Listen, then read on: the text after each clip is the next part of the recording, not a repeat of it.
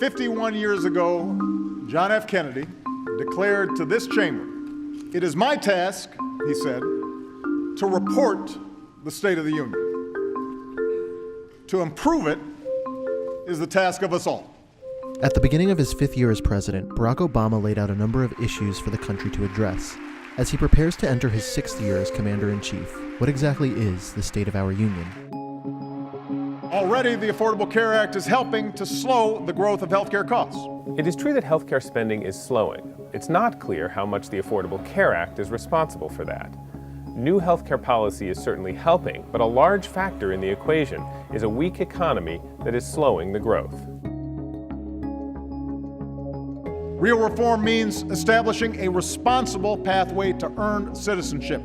The Senate passed a broad bipartisan immigration bill in June, but momentum largely stalled in Congress after that, so 2014 is really the year to see what, if anything, happens with immigration reform.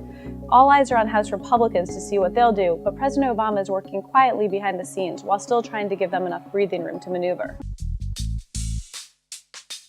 Last year, President Obama gave just a vague nod of support to gay rights, but 2013 turned out to be a big year for gay rights.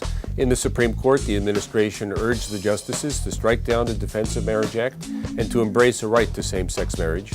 And just recently, the administration recognized same-sex marriages in Utah, even though the state will not.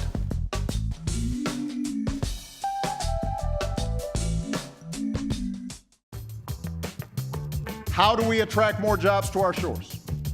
How do we equip our people with the skills they need to get those jobs? The unemployment rate has come down significantly over the past year, but there's a feeling that the improving economy is in spite of what's happening in Washington, as opposed to because of what's happening in Washington. Businesses this year have complained about the imposition of the Affordable Care Act, about the uncertainty and the cuts stemming from the policy known as sequestration, and most notably, about the government shutdown. Let's agree right here, right now, to keep the people's government open and pay our bills on time and always uphold the full faith and credit of the United States of America.